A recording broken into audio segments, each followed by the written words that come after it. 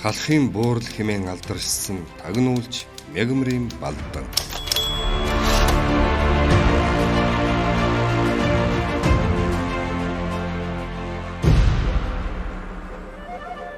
Япон улсын зүгээс геополитикийн нөлөөний хүрээнд тэлэх бодлогын хүрээнд Агуй ихэд орнод Азийн хөгжил цэцгэлэлт гэсэн төлөвлөгөө боловсруулж өмнөд ба умард гэсэн стратегийн үндсэн хоёр чиглэлийг бий болгожээ.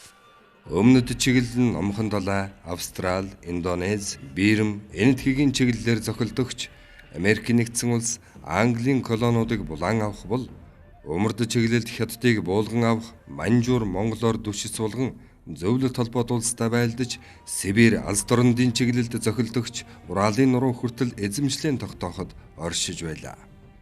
Дээрх төлөвлөгөөний дагуу 1932 онд Япончууд Манж улсын хойд нутгийг эзэлж Манжгоо нэртэй тоглоомын улс байгуулснаар Монгол улстай шууд хил нийлэх болов. Улмаар Япон Манжгоо улсын зүгээс Монгол улстай хиллэх хилийг буйр нурт цутгах халахын гол гэж үзэж байсан бол Монгол улсын зүгээс халах голоос зүүн зүгт 16 км-т орших Номон хаан тосхон хүртэл Монгол улсын нутаг гэж үзэж байв. Учир нь буйр нуурын зүүн хойд итгээд халах, шарилж, оршуун голуудын дунд орших халахын сүмийг гэрсэнч жалаар хунтайжин залгамжир Сэцэн хаан норвын гутгаар хөвөн пунцэг байгуулсан төдийгүй уул нутаг нь халахын Сэцэн хаан аймгийн харьяанд байв. Энэхүү хөлийн цагийн талаарх зөрүүтэй ойлголтоос үүдсэн хөлийн мөргөлдөөн 1935 оны 1-р сараас халахын сүмийн орчинд эхэлжээ. Япончуудын зүгээс булан дэрсийн чиглэлээр удаадараа довтолж Чингисийн хэрэм, хар нуур зэрэг газруудад харвалуудаа суулгаад байжээ.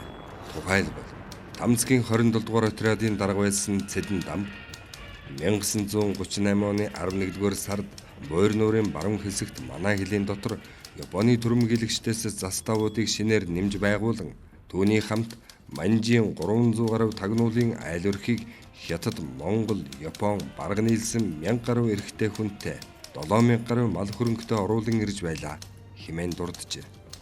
Хөлийн маргаантай асуудлын хүрээнд 1935-аас 1939 оны 9-р сарын ихэнх хүртэл Япончууд буйр нуурын баруун тал булан дэрсээс эхлэн Нөмөргийн гол ман уул хүртэл өргөн зурууст хил нэвтрэн байлдааны үйл ажиллагаа явуулаад байв.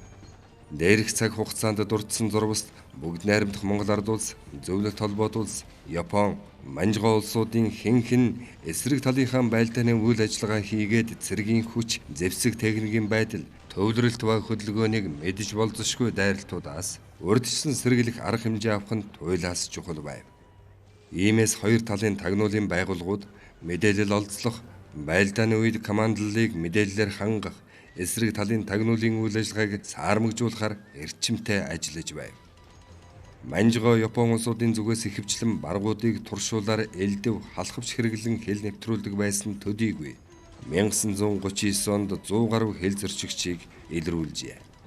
Бүгд найрамдах Монгол ард улсын зүгээс 1939 оны 7-8 дугаар сард Бандитгийгэн Долон нуурын чиглэлд 4, Дундгүн 2, Зүүн сүмдийн хошууны Дарихийн сүмд 2, Бат хаалганд 2, Мянган засаг Зүүн гүн Дөрвөд бангийн хошуу зэрэгт 8, Зүүн сүнэд баруун үзэмчин хошуунд 4 тагнуулчийг тус явуулж ажилуулсан байдаг.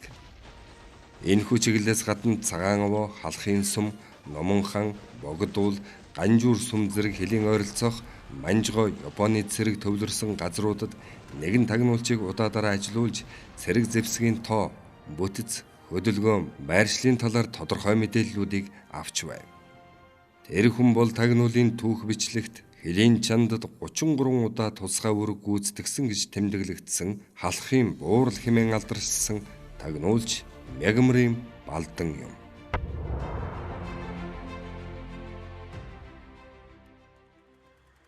Мягмарын Балдан 1914 онд халах гол сумын булгийн худаг хэмээх газарт төрсөн. Дорнод аймгийн халах гол сумын харьяат ард халах 16-аас 23 нас хүртэл халахын сүмд лам умзад явсан. 1929 онд Тамцагдах 27 дугаар отрядын дэргэдэх хоршооны салбарт дагалдан худалдагчаар ажиллаж байжээ. 1934 онд анх Тамцагдах отрядын төлөөлөгч Намсраа тусгай үүрэг гүйцэтгүүлэхээр элсүүлж 1939 онд Мөн отрядын 5 дугаар засгийн харьяанд гадаадад тусгай үүрэг гүйцэтгэх болжээ.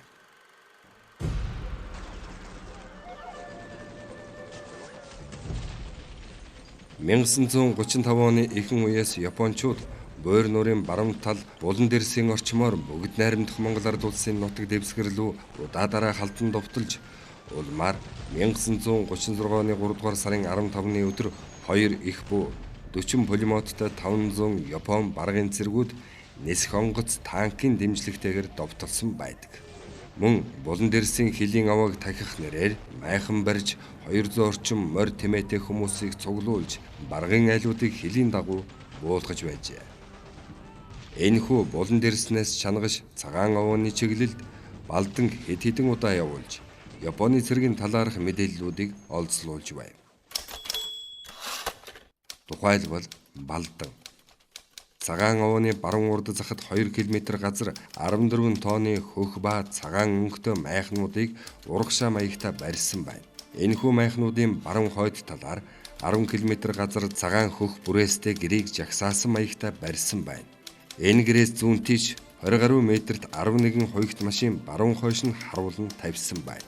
Цагаан овооны зүүн талд 1 км газар 36 тонны нисэх онгоцыг хооронд нь 100 м газарт 2 игнээгэр жагсаан тавьсан байна гэж байр байдлын мэдээллийг авчирч байсан бол цагаан овооны урд талд 30 шахам ачааны машин бөөн байснаас өглөөний нарнаас хойно 2 машин цагаан овооны баруун биеэр утасны мод очиж баруун хойшоо явсан болно.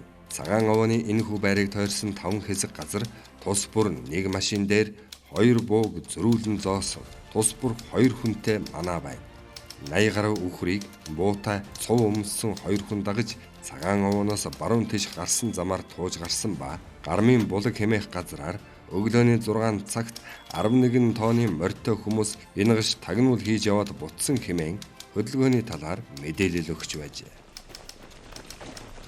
Балдангийн тусгай үүрэг гүйцэтгэсэн маршрутыг Буур нуурын баруун тал Булан дэрс цагаан овоо, Буур нуурын зүүн тал халахын сүм, оршун, шарилжийн гол, ганжуур сүм, халахын голын зурвас, нөмөргийн чиглэл гэж авч үзэж болохоор ажээ. 1939 онд Манжгоо Японы цэргийн дамжлага бааз нь Ганжуур, Аршаан сүм байсан учраас цэргийн хөдөлгөөнийг энэ хоёр чиглэлд тагнаж мэдэх боломжтой байв. Тиймээс Балдан энэ чиглэлд голчлон тусгай үүрэг гүйцэтгүүлжээ. Тэрээр дуртатгалдаа Японы цэрэг Ганжуур, Аршаан сүмээр голлон ирж байсан учраас энэ хоёр чиглэлээр ирж явж байгаа цэргийн тоог бүртгэж байсан. Тамхины цагаан цаасан дээр машин, хүн, бусад техникийн дүрсийг зураад тоог тэмдэглэн ирдэг байсан хэмээжээ. Тэрээр 1939 оны 6 дугаар сард баргын Ганжуур сүмийн ойролцоо байсан Япон цэргийн байрлалыг тагнаж нисэх онгоц 27, ачааны машин 26, их буу хуйгт байгаа овоот сүм амгаланд баргын голдуу Монгол цэрэг бөөгнөрсөн тухай үнэтэй мэдээлэл авчирч байжээ. Бүгд найрамдах Монгол Ард улсын засгийн газраас сүм хийдийг татан буулгасан, лам нарыг хар болгосон, улс төрийн хэлмэгдүүлэлт явагдсан зэрэг цаг үеийн нөхцөл байдлын үүднээс хилийн чандад лам, оргодол, төрөл садантайгаан уулзах нэрийдлэр явхад ихэвчлэн сэжиглэгддэггүй бөгөөд бараг өвөр Монголын нутагт халах бүх лам нараа бариад буутчихсан гэх цуурхал хүчтэй тархсан байжээ. Иймээс Балдан хилийн чандад ажиллахад түүний лам байсан нь ихээхэн давуу тал болж байна. Балдан бид мал ирэх лам болж явах, төрөл садантайгаан уулзах, хүүхэд юм уу хүн өвчтэй учраа сайн лам залах, бурхан дахих зэрэг халахвчаар ихэвчлэн явж байсан. Тэр үед лам болж явах хамгийн ашигтай байлаа хэмээн дурдсан байдаг.